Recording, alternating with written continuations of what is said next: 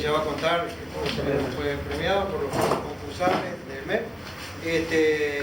Y bueno, para nosotros recibirlos en la escuela es un placer. Sabemos que la escuela está un poco alejada de la civilización. Más en la isla, esto se llama la isla, este barrio, después que construyeron la ruta. Pero bueno, con estas cosas nos sentimos integrados a veces. Así que los dejo con Patricia y que nos va a hablar del libro. ¿Está? Muchas gracias por la presencia de todos. Gracias a ustedes por recibirnos y por acercarse a la sala hoy. Bueno, les comento un poco qué es este proyecto desde el Muelle Manta, las memorias de un trabajador del mar. Yo soy antropóloga, actualmente estoy realizando una maestría en estudios latinoamericanos y mi tema de investigación de la maestría es sobre los trabajadores del mar peruano que vienen a embarcarse en el trabajo de campo. Para introducirlo de alguna manera, en la antropología uno tiene que ir a entrevistar a las personas implicadas, hay que meterse en el campo, hacer un poco de observación. Pero hay un problema, yo soy mujer y va a estar un poco difícil embarcarse en un buque de pesca y demás. Y entonces buscando videos e información sobre la pesca me encuentro que todos los videos que estaban subidos a internet, en YouTube, habían sido subidos por la misma persona, Walter Marín. Entonces digo, bueno, está bien, voy a entrevistar a Walter Marín. Consigo la entrevista con Walter y hablamos un poco también de sus años de pescador, de sus experiencias trabajando en barcos con tripulaciones de diferentes nacionalidades y demás. Y también me comenta que tiene un archivo de revistas, recortes de diarios, demás sobre la pesca, que abarcaban desde los años 80, 90 y hasta la actualidad. Entonces, para las personas que somos adictas a las bibliotecas y al material de archivo y libros, eso era de una riqueza impresionante. Lo que hicimos fue tratar de buscar la manera de que ese material no se perdiera. Generalmente lo que sucede con los archivos sindicales o los archivos de trabajadores suelen perderse porque por ahí los colecciona solo una persona, cuando esa persona los pierde, no hay manera de seguirles el rastro.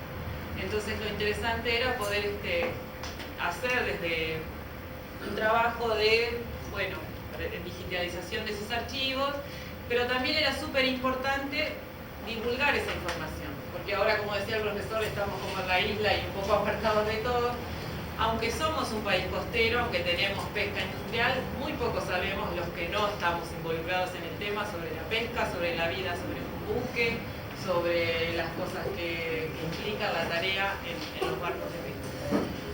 Entonces, así surgió la idea de presentar a los fondos concursables para la cultura un proyecto a través del cual pudiéramos difundir ese material y acercarlo también a la mayor cantidad de personas posibles, pero además poner en valor, darnos a conocer este mundo de la pesca y este mundo del mar que, como ellos generalmente mencionan, los trabajadores del mar, a un país o a una ciudad que vive de espaldas al mar, digamos. Entonces ahí presentamos el proyecto a los fondos concursables. Esto es un poco lo que les mencionaba. El objetivo del proyecto es transmitir las experiencias de un trabajador del mar como pueden ser las experiencias de cualquier otro trabajador del mar.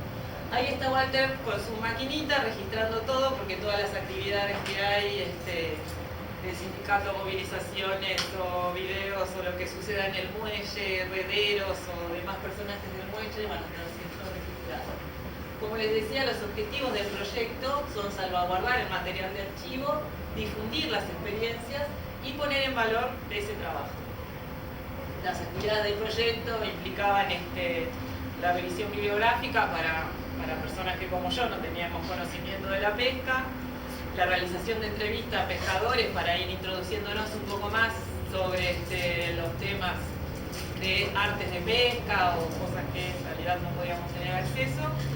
Y en una de esas charlas también y de las veces que pude acceder al puerto y demás, Walter me dice, tengo esto que son mis memorias, una libreta escrita con lapicera, y empezando a leer el manuscrito uno dice, hay acá 40 años de la historia del Uruguay vividas a través de un ciudadano común, pero muy ricas por eso mismo, porque son la experiencia particular de una persona como tantas otras. Entonces la idea es también, además de difundir ese material de archivo, era corregir esas memorias, editarlas y hacerlas legibles y terminarlo en un producto como un libro o un libro digital. Entonces esa era otra de las actividades del proyecto y bueno, estas actividades de difusión como las que estamos teniendo hoy. Se generó una página web que es esta misma, www.desdelmuelle.com, en la que se suben periódicamente estos materiales de archivo, también para que queden en esa biblioteca universal, esa biblioteca inagotable que es Internet, los materiales y de acceso a todo el mundo. Se van subiendo ahí también, ustedes van a ver que tiene una sección la web que es este blog, que son las notas, y después una sección que es videos, que ahí se van subiendo los videos, reproduciendo los videos del canal de YouTube de Walter, que es Walter Marín. Otras novedades sobre el mundo del mar se pueden ir subiendo también, hay una parte de contacto y ahí también van a poder acceder en esta sección, desde el muelle donde aparece el libro. Ustedes ahí después les comentamos más adelante, van a poder acceder al libro en versión digital, totalmente gratuita y de libre acceso. También tenemos redes sociales, o sea, las mismas notas que se suben en la web se van subiendo al Facebook y al LinkedIn, que es desde el muelle. Un poco en esta historia de ir difundiendo y hacer llegar el material a la mayor cantidad de personas posible. Bueno, y un poco, esto también la idea de las presentaciones es hacer llegar en el mundo de la pesca a personas que por ahí no tienen tanto conocimiento entonces la presentación tiene una parte introductoria de lo que es la pesca industrial en Uruguay. Ustedes seguramente sabrán que el desarrollo pesquero en Uruguay se da a partir de la década del 70, que anteriormente tenía poco desarrollo la pesca industrial en sí. En esos años hubieron factores en el comercio internacional a nivel mundial que influyeron a que se dieran en esas circunstancias el plan de desarrollo pesquero. Por ejemplo, la situación del comercio internacional, o sea, estamos también en los años 70, el comienzo de la globalización, tiempo en el que se pueden exportar los productos congelados a todo el mundo. Hubo una importante acción del Estado en esto que fue el plan de desarrollo pesquero y además, bueno, Uruguay tiene acceso a una zona pesquera muy rica. Una de las primeras actividades del Estado para impulsar esto que fue el desarrollo pesquero fue la Ley 13.833 de 1969, en la que se definen las 200 millas del mar territorial. Bueno, justamente actualmente se ha extendido el mar territorial uruguayo por la prospección de hidrocarburos, que, como mencionábamos, una de las problemáticas del sector de la pesca actualmente es que esta prospección de hidrocarburos está generando cambios en la migración de los peces y generando escasez también de especies en el mar. Bueno, continuamos con estos factores del comercio internacional que en la década del 70 llevaron un poco a la instalación del plan de desarrollo pesquero, que fue, por ejemplo, el cierre de mercados europeos a carnes, que era el rubro de exportación número 1 para Uruguay. En ese momento había que buscar rubros alternativos para poder continuar con una economía altamente exportadora como fue la de Uruguay.